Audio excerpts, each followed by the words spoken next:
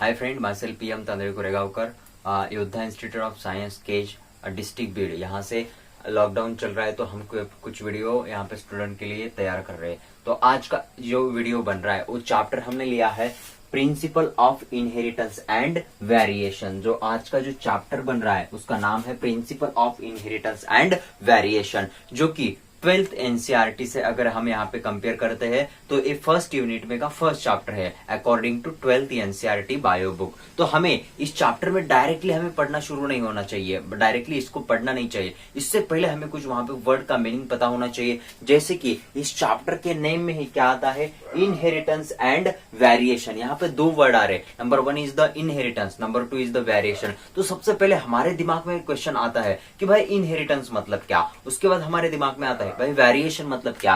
सो इन सभी के बारे में हमें बात करनी होती है। अगर इसका मतलब हम समझ पाते हैं तभी वहां पे बहुत अच्छी तरह से ये चैप्टर समझना चाहिए होता है।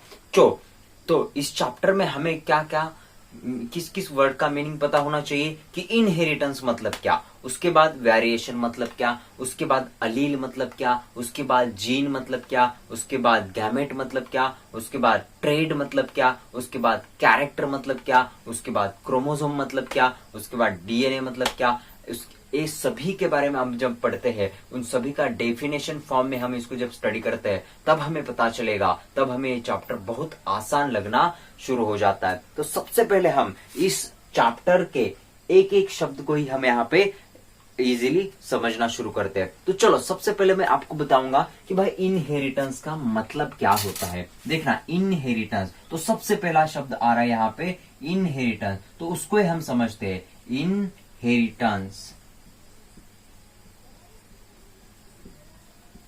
चलो भाई, सबसे पहले हम बात करते हैं कि इनहेरिटेंस मतलब क्या होता है। सबसे पहले हम यहाँ पर बात करेंगे इनहेरिटेंस का मतलब क्या होता है। देखना, मेरे जो स्किन का कलर है, मेरे स्किन का कलर समझो ऐसा है, जो कुछ है वो है।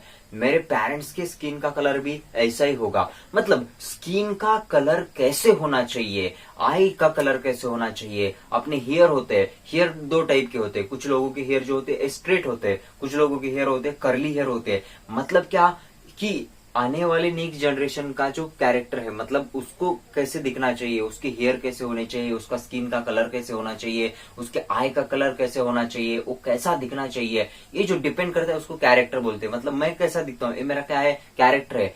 ये सभी इंफॉर्मेशन कैसी है, जो कि मेरे पेरेंट्स से मिलती जुलती है। मतलब ये इंफॉर्मेशन कहाँ पे स्टोर था, ये कैरेक्टर कहाँ पे स्टोर किए हुए थे, पेरेंट्स में। उसके बाद आफ्टर सेक्सुअल रिप्रोडक्शन वो किस में चले गए, मेरे बॉडी में चला है। इसका मतलब क्या होगा, वो कैरेक्टर इनहेरिट हो गए, वो कैरेक्टर मेरे बॉडी में इनहेरिट हुए फ्रॉम माय पेरेंट्स। तो हम इनहेरिटेंस का मतलब क्या बोल सकते हैं, इनहेरिटेंस का मतलब यही होता है ट्रांसमिशन ऑफ कैरेक्टर। मतलब मुझे बताओ, समझो ये पेरेंट है, ये क्या है, ये दो पेरेंट है, एक फीमेल है, यहाँ पर एक मेल है। इनके अंदर कुछ तो कैरेक्टर है, इनके अंदर क्या है, कुछ तो कैरेक्टर है। मतलब इनके पास एक कैरेक्टर थे, एक कैरेक्टर है।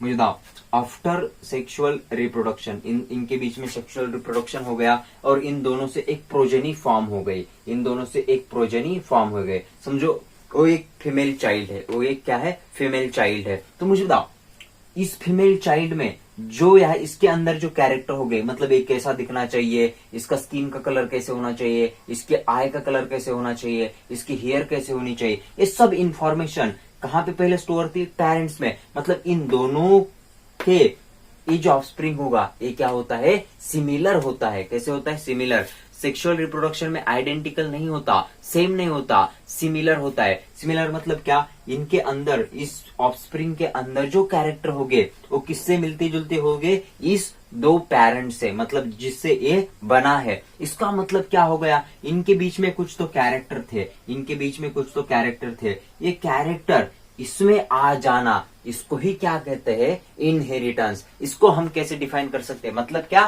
Transmission of character, transmission of character from parents to their offspring called the inheritance. बताओ एक बार, जो मैंने बताया उसको आपने दोहराना है, फिर से एक बार बताओ। हाँ, इसका मतलब इनहेरिटेंस का मतलब क्या होता है, इनहेरिटेंस का मतलब होता है transmission of character from parent to their offspring. That's called the inheritance. And once this character inherited, that's called the heredity. Heredity का मतलब क्या होता है? अनुवंशिकता. जैसे हम अनुवंशिकता कहते हैं, बराबर कि नहीं? कुछ ऐसे गुण होते हैं जो कि अपने पेरेंट में होते हैं, कुछ अपने एंसेस्टर में होते हैं, वो एज इट इज अपने बॉडी के अंदर आते हैं. हम उसको क्या कहते हैं? ये हमारा हेरिडिटी कैरेक्टर है, ये हमारा हेरिडिटी नेचर है.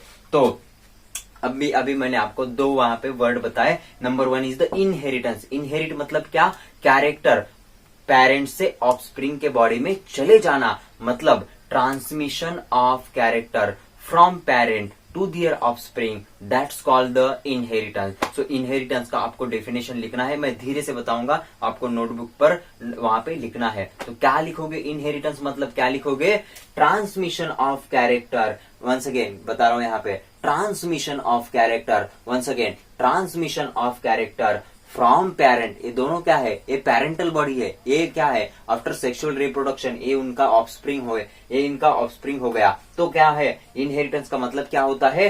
Transmission of character from parental body to their offspring. That's called the inheritance. And once this character inherited, that's called the heredity. तो मैंने आपको दो डेफिनेशन यहाँ पे क्लियर कर दी है कि भाई इनहेरिटेंस का मतलब क्या होता है. तो क्या होता है इनहेरिटेंस का मतलब? इनहेरिटेंस का मतलब यही होता है, transmission of character from parent to their offspring. That's called the inheritance. And once this character inherit, that's called the heredity. जो मैंने आपको बताया है, वीडियो स्टॉप करना है, वो लिख के लेना है, फिर वीडियो शुरू करना है. तो मैंने अभी यहाँ पे यहाँ पे दो वर्ड बताए मैंने आपको कि इनहेरिटेंस का मतलब क्या होता है. अब हम बात करेंगे वेरिएशन का मतलब क्या होता है. So next headline for our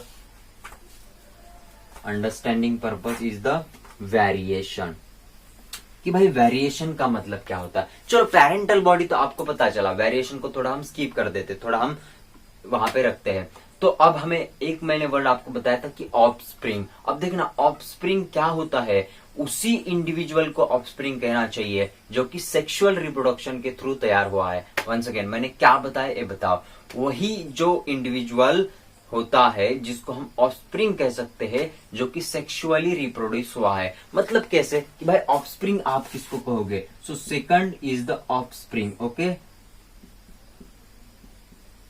second one is the offspring. इस वीडियो में हमें ऐसी छोटी छोटी डेफिनेशन यहाँ पे पता करनी है. समझो क्या है कि समझो एक यहाँ पे फीमेल पार्टनर है, उसके बाद यहाँ पर एक मेल पार्टनर है. ओके, इन दोनों के बीच में क्या हुआ? रिप्रोडक्शन हुआ. इन दोनों के बीच में क्या होना चाहिए? रिप्रोडक्शन हुआ. अब देखो रिप्रोडक्शन होने के बाद यहाँ पे एक इनका समझो चाइल्ड बना. समझो पहले हमने फीमेल चाइल्ड वहां पे कंसिडर किया था, अब यहाँ पे मेल चाइल्ड है. ये पेरेंट है, ये दोनों क्या है? पेरेंटल बॉडी है. ये दोनों क्या है? पेरेंटल बॉडी है. मुझे बताओ ये दोनों क्या है? Parental body. और ये हम इसको अगर ऑफस्प्रिंग कहना चाहते हैं, क्या कहना चाहते हैं? ऑफस्प्रिंग कहना चाहते हैं. तो ये जो तैयार हुआ इंडिविजुअल है, ये कैसे रिप्रोड्यूस होना चाहिए? ये जो रिप्रोड्यूस होना चाहिए कैसे होना चाहिए? सेक्सुअली. कैसे होना चाहिए? सेक्सुअली रिप्रोड्यूस होना चाहिए. अगर दो पेरेंटल बॉडी के बीच में सेक्सुअल रिप्रोडक्शन होता है और न्यू इंडिविजुअल फॉर्म होता है, उसी इंडिविजुअल को हम क्या कह सकते हैं? ऑफस्प्रिंग कह सकते हैं. अगर कोई इंडिविजुअल वहां पे असेक्सुअली रिप्रोड्यूस हो जाता है तो हम उसे कभी भी ऑफस्प्रिंग नहीं कह सकते, उसे हम सिंपली क्लोन कह सकते हैं. क्या कह सकते हैं? क्लोन कह सकते हैं. ऑफस्प्रिंग हम उसी इंडिविजुअल को कह सकते हैं जो कि सेक्सुअली रिप्रोड्यूस हुआ है. उसका मतलब क्या हो गया? How we can define offspring. Offspring का मतलब क्या होता है? Those individual they are form और दे आर प्रोड्यूस सेक्सुअली. उनका प्रोडक्शन कैसे होना चाहिए? सेक्सुअली होना चाहिए. सेक्सुअल रिप्रोडक्शन के थ्रू जो न्यू इंडिविजुअल फॉर्म होते हैं उन्हें ही हम ऑफस्प्रिंग कह सकते हैं. अदरवाइज जो असेक्सुअली रिप्रोड्यूस होते हैं उन पेशीज को हम बिल्कुल भी ऑफस्प्रिंग नहीं कह सकते. उनसे क्या कह सकते हैं? क्लोन कह सकते हैं. So what is the offspring? Offspring are those individual they are form sexually. मतलब सेक्सुअल रिप्रोडक्शन के थ्रू जो इंडिविजुअल फॉर्म होते हैं हम उसे क्या कह सकते हैं? ऑफस्प्रिंग. अदरवाइज हम उसको ऑफस्प्रिंग नहीं कह सकते. ये एक कंसेप्ट हो गया. अब दूसरा है कि भाई असेक्सुअली रिप्रोडक्शन हो गया तो हम उसे क्या कह सकते हैं? क्लोन कह सकते हैं। अगर देखना, अगर यहाँ पर अब ऑफस्प्रिंग नहीं कह सकते हैं, अब दूसरा कंसेप्ट, पहले तो ऑफस्प्रिंग था, अब दूसरा कंसेप्ट क्या है, क्लोन है। ये कंसेप्ट आप समझ गए कि नहीं? जो कंसेप्ट हो गया उसको आपको वीडियो को स्टॉप करना है, नोटबुक के ऊपर लिखना है। अब दूसरी बात है क्लोन्स। ओके, क्लोन्स किसे कहते हैं? समझो, ये दोनों पेरेंटल बॉडी है। अब पेरेंटल बॉडी है तो यहाँ पे पेरेंटल बॉडी है, तो यहाँ पे दो पेरेंटल नहीं, असेक्सुअल में एक ही पेरेंटल बॉडी वहां पे पार्टिसिपेट करती है। समझो एक यहाँ पर पेरेंटल बॉडी है। कौन सी बॉडी है? पेरेंटल बॉडी है। समझो पेरेंटल बॉडी है, इस पेरेंटल बॉडी से न्यू इंडिविजुअल फॉर्म हो गया। क्या फॉर्म हो गया? न्यू इंडिविजुअल फॉर्म हो गया। न्यू इंडिविजुअल फॉर्म हो गया। और ये अगर न्यू इंडिविजुअल फॉर्म हुआ है किस रिप्रोडक्शन के थ्रू? असेक्सुअल। किसके? असेक्सुअल रिप्रोडक्शन के थ्रू। कौन सा रिप्रोडक्शन? असेक्सुअल रिप्रोडक्शन के थ्रू अगर कोई न्यू इंडिविजुअल फॉर्म होता है तो उस न्यू इंडिविजुअल को हम क्या कह सकते हैं? क्लोन कह सकते हैं। क्या कह सकते हैं? क्लोन कह सकते हैं। अगर वहां पे सेक्सुअल रिप्रोडक्शन हुआ तो न्यू इंडिविजुअल को हम क्या कहते हैं? ऑफस्प्रिंग कहते हैं। अगर असेक्सुअली कोई न्यू इंडिविजुअल फॉर्म होता है तो हम उसे सिंपली क्या कह सकते हैं? क्लोन कह सकते हैं, ना कि ऑफस्प्रिंग कह सकते हैं। And each member of clone call the mules. उसको क्या कह सकते हैं? हम उसको म्यूल्स कह सकते हैं। Each member of the clones that's called the ramet. Sorry, ramet कहना चाहिए। ओके, समझो यहां पर मैं क्या बताना चाह रहा हूं आपको क्लोन्स के बारे में। वेन पेरेंटल बॉडी से अगर कोई न्यू इंडिविजुअल फॉर्म होता है, कौन से रिप्रोडक्शन के थ्रू? असेक्सुअल रिप्रोडक्शन के थ्रू, तो उसे क्या कहना चाहिए? क्लोन कहना चाहिए। उसे क्या कहना चाहिए? क्लोन कहना चाहिए। And each member of clones that's called the ramet. उसे क्या कह सकते हैं? रैमेट कहते हैं। उसे क्या कहते हैं? रैमेट कहते हैं।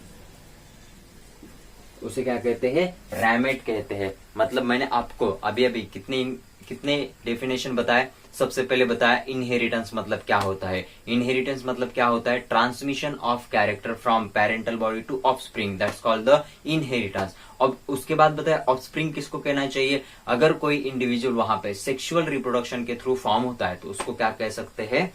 ऑफस्प्रिंग कह सकते हैं। तीसरी बात बताया कि मैंने आपको क्लोन किसे कहना चाहिए? अगर पेरेंटल बॉडी से कोई न्यू इंडिविजुअल फॉर्म होता है किस रिप्रोडक्शन के थ्रू? असेक्सुअल रिप्रोडक्शन के थ्रू, तो उसे क्या कहना चाहिए? क्लोन कहना चाहिए। And each member of the clones that's called the ramet. उसे क्या कहते हैं? रैमेट कह सकते हैं। So this is information about offspring and clones. उसके बाद हम अब इंफॉर्मेशन किसके बारे में लिखेंगे? वेरिएशन के बारे में। मैंने आपको अभी अभी एक वर्ड बताया है, कौन सा? इनहेरिटेंस। अब दूसरी उसकी बात है variation. Okay, so give the headline variation.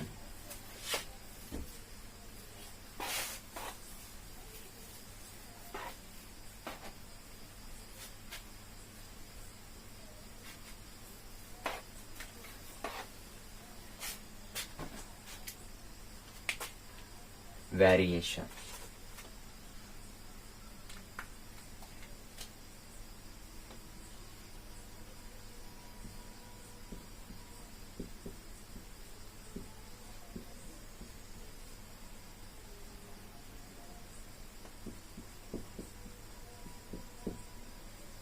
अब देखना, वेरिएशन का मतलब सबको पता होता है कि वेरिएशन क्या मतलब क्या? विविधता। ओके, मुझे बताओ, अगर कोई पेरेंटल बॉडी है, समझो एक पेरेंटल बॉडी है, समझो एक फीमेल है, समझो एक मेल है, इन दोनों के बीच में सेक्सुअल रिप्रोडक्शन हुआ, उसके बाद समझो यहाँ पे एक मेल चाइल्ड बॉर्न हुआ। मुझे बताओ, ये दोनों फीमेल है, ओके सॉरी, एक पेरेंटल है, ये पेरेंटल बॉडी में से एक मेल है, एक फीमेल है, एक मेल है।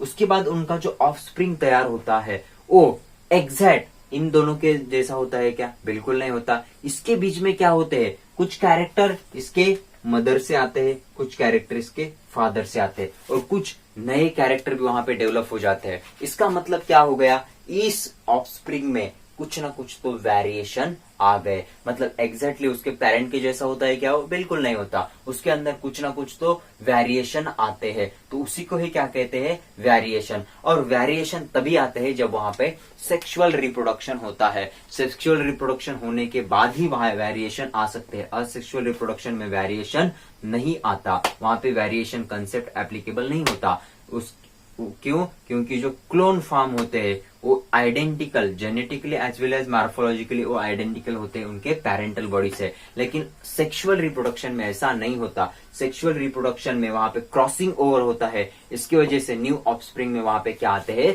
वेरिएशन आते हैं। So there are two types of variation. Number 1 is the heritable variation and number 2 is the non heritable variation. So यहाँ पे वेरिएशन के दो टाइप्स होते हैं, तो वेरिएशन के दो टाइप्स ये आपने लिख लिया होगा, ऐसा मैं एक्सपेक्ट करता हूँ। और there are two types of variation. Okay, ये फ्लो चार्ट आपके बहुत ही काम आने वाला है। इसके ऊपर हम एमसीक्यू भी बना सकते हैं। ओके, तो यहाँ पे दो मैं आपको फ्लो चार्ट बताऊंगा। So there are two types of variation for our study. अपने स्टडी के लिए दो वेरिएशन वहां पे बताए गए। Number 1 is the non heritable variation. Number 1 is the non heritable. Okay, कौन सा? Non heritable. And number 2 is the heritable variation. Number 2 is the heritable variation.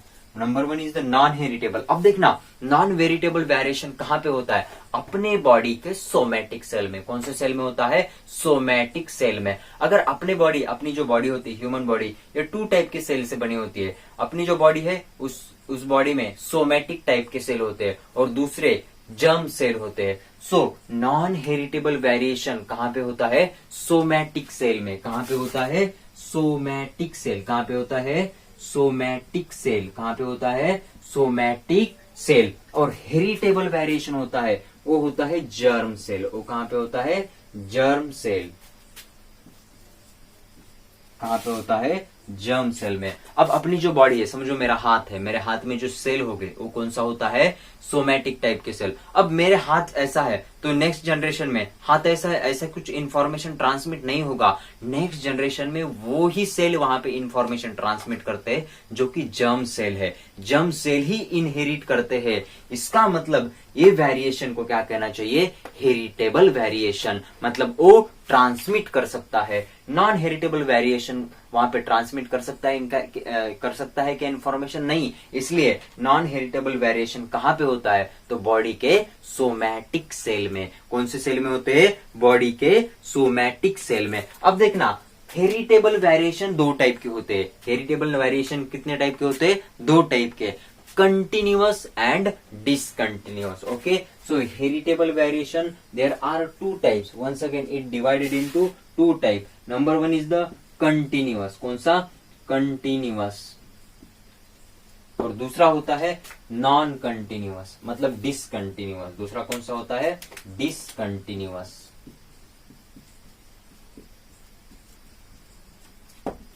Heritable variation once again divided into 2 part, continuous variation and discontinuous variation. अब continuous variation कहां पे होते हैं? Crossing over में। कहां पे होते हैं? क्रॉसिंग ओवर में। और डिसकंटिन्यूअस कहां पे होते हैं? म्यूटेशन में। इसका एग्जांपल क्या? Crossing over. क्या होता है? Crossing over. Crossing over. और डिसकंटिन्यूअस कहां पे होते हैं? म्यूटेशन। कहां पे होते हैं? म्यूटेशन। कहां पे होगा? म्यूटेशन। अब हमें क्रॉसिंग ओवर मतलब क्या, वो बात मैं नेक्स्ट वीडियो में बताऊंगा। म्यूटेशन मतलब क्या, वो भी बात जेनेटिक्स में आती है। उसके बाद सोमैटिक सेल मतलब क्या, ये भी सेल चैप्टर में आएगा। जर्म सेल मतलब क्या, ये भी सेल चैप्टर में आएगा। फिलहाल आपको यहाँ पे इतना ही ध्यान देना है कि वेरिएशन मतलब क्या होता है, कि जब कोई ऑर्गेनिज्म सेक्सुअली रिप्रोड्यूस होता है तो उसके अंदर वेरिएशन दिखाई देते हैं। So there are 2 types of variation. कितने टाइप के वेरिएशन होते हैं? 2 टाइप के। Number 1 is the non heritable. दूसरा कौन सा होता है? Heritable variation. मतलब A type. Number 1 is the heritable, sorry non heritable. B is the heritable.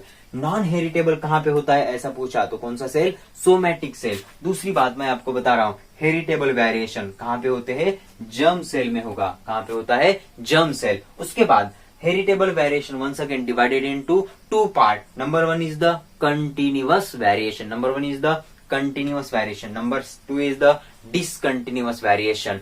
Continuous variation observe in the crossing over, मतलब जब सेल डिवीजन होता है तब क्रॉसिंग ओवर होता है, वहां पे कौन सा कंसेप्ट आता है, कंटिन्यूअस वेरिएशन का। उसके बाद डिसकंटिन्यूअस कहां पे आता है, म्यूटेशन में। ये आपको नहीं दिखाई दे रहा है, यहाँ पे क्या लिखा है, म्यूटेशन लिखा है, म्यूटेशन लिखा हुआ है। सो वेरिएशन के बारे में this information is the sufficient according to variation. उसके बाद एक मेन बात रह गई जो कि हम इस चैप्टर का नाम ही है principle and inheritance, okay sorry principle of inheritance and variation. So a according to genetics, एक कौन सा चैप्टर होता है, जेनेटिक्स के, जेनेटिक का जो ब्रांच है उसका ये चैप्टर है, मतलब बायोलॉजी में बॉटनी जूलॉजी, उसके अंदर फिर वहां पे ब्रांचेस वहां पे होते हैं। तो ये किस ब्रांच का टॉपिक है, जेनेटिक्स ब्रांच का। अब what is mean by genetics, okay so genetics is the branch of biology. ये डेफिनेशन अगर आप चाहते हो, ये शुरुआत में होना चाहिए था लेकिन ठीक है थोड़ा लेट हो गया। सो इन्फॉर्मेशन आपको लिखना है तो सिंपली याद रख सकते हो या फिर लिख सकते हो what is mean by genetics. So genetics is the branch of biology in which deals with study of inheritance and variation, that's called the genetics. So genetics को हम कैसे डिफाइन कर सकते हैं, genetics is the branch of biology in which deals with study of inheritance and variation. So this is information about genetics. अब यहाँ पे हमारी कौन सा इंफॉर्मेशन खत्म हो गया, वेरिएशन। अब वेरिएशन यहाँ पे खत्म हो गया तो मैं आपको इसके बाद बात बताऊंगा जीन किसे कहते हैं, okay so give the headline gene, क्योंकि जेनेटिक्स से हम किसकी बात करेंगे, जीन की बात करेंगे। सो सिंपली अगर आप 12 के स्टूडेंट हो या फिर रिपीटर के स्टूडेंट हो तो आपको पता है कि मेंडल ने वहां पे जीन को क्या कहा था, फैक्टर कहा था। उसको पता नहीं था क्योंकि तब माइक्रोस्कोप वगैरह कुछ नहीं था, तो सिंपली उसने फैक्टर कहा था। तो फैक्टर को आज हम जीन के नाम से जानते हैं। सो सिंपली हमें पता है जीन क्या होता है। So give the headline gene, okay headline दिया जीन। अब जीन क्या होता है, जीन क्या होता है हमें पता है, आप सभी को पता होना चाहिए कि हमारे बॉडी में सेल होते हैं, सेल के अंदर डीएनए होता है। सो डीएनए के ऊपर जीन होता है। एक किसको कह सकते हैं, एक ऐसे हम कह सकते हैं, समझो एक डीएनए है, ओके अपना जो ह्यूमन डीएनए होता है ये डबल स्टैंडर्ड होता है। कैसा होता है, डबल स्टैंडर्ड डीएनए होता है, ओके यहां तक ही सफिशिएंट है अपने लिए।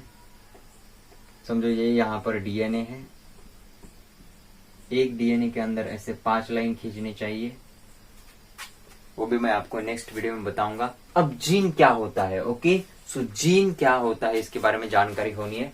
Gene is the fragment of DNA, okay मतलब ए क्या है, डीएनए है, ए क्या है, डीएनए। डीएनए के ऊपर का ऐसा कोई फ्रैगमेंट सेलेक्ट करो, समझो ऐसे डिफरेंट मैंने अपने इसके ऊपर मैंने फ्रैगमेंट बना दिए। समझो एक फ्रैगमेंट है, ये क्या F1, समझो एक फ्रैगमेंट है, इससे